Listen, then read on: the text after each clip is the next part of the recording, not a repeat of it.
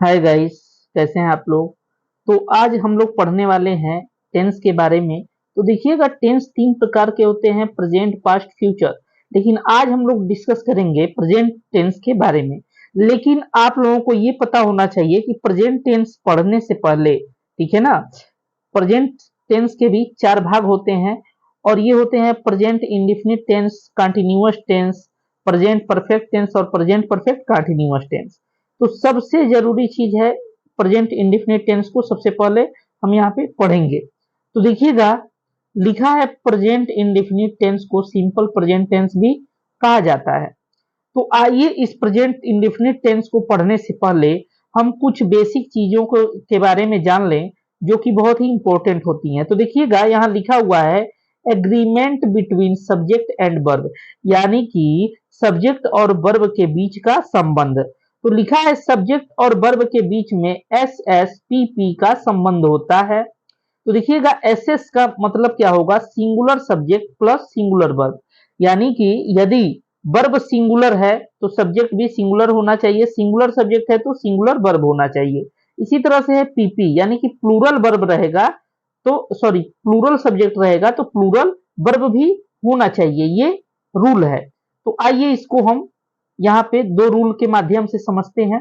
देखिए, लिखा हुआ है कोई भी क्रिया अपनी फर्स्ट फॉर्म में, यानी कि कोई भी वर्ब अपने फर्स्ट फॉर्म में प्लूरल होती है, उसे सिंगुलर बनाने के लिए उसके अंत में एस ई एस जोड़ना पड़ता है। क्या जोड़ना पड़ता है?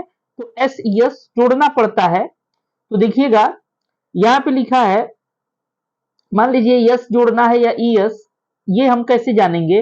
तो लिखा है जिन क्रिया शब्दों के अंत में double S, S H, C H, O X या डबल जेड आता है तो उनके अंत में हम क्या जोड़ेंगे?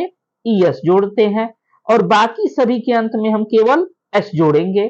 आइए समझते हैं। देखिएगा, लिखा हुआ है यहाँ पे लिखा है प्लूरल फॉर्म, ठीक है ना, या फर्स्ट फॉर्म। और इसको हम सिंगुलर फॉर्म में बदलेंगे या एस ई एस फॉर्म भी इसको कहते हैं। तो देखिएगा, लिखा है गो का मतलब होता है जाना, और इस गो में क्या आया है? ओ आया है। देखिएगा, यहाँ पे हमने आपको बताया था कि यहाँ पे क्या है, इन सभी के अंत में हम क्या जोड़ेंगे? ई एस जोड़ेंगे। तो यहाँ पे आया है ओ, तो हम यहाँ पे जोड़े हैं ई एस, तो गोज। तो इसका मतलब हो जाएगा जाता है। गो मीन्स जाना और गोज मीन्स जाता है। इसी तरह से है प्ले, प्ले में क्या आया है? वाई आया है। इसमें कोई नहीं आया है तो हम केवल एस जोड़ देंगे, प्लेज। प्लेज मीन्स खेलता है। इसी तरह से है पनिश, पनिश के अंत में क्या आया है? एस एच, और पनिश मीन्स होता है सजा देना।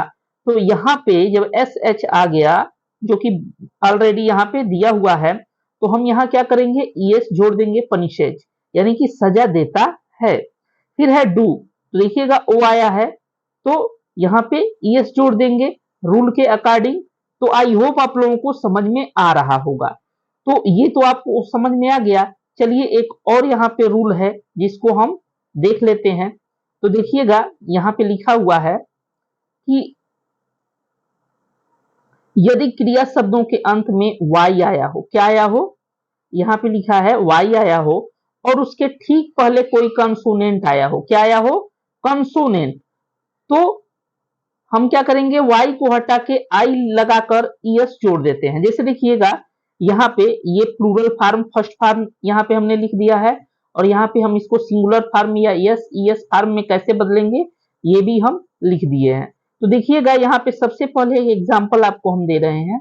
प्ले मीन्स होता है खेलना, अभी आपको ऊपर इसके बारे में हमने पढ़ाया। तो देखिएगा, यहाँ वाई आया है लेकिन इससे पहले कंसोनेंट न आके वावेल आया है, तो इसलिए हम यहाँ पे केवल एस जोड़ेंगे।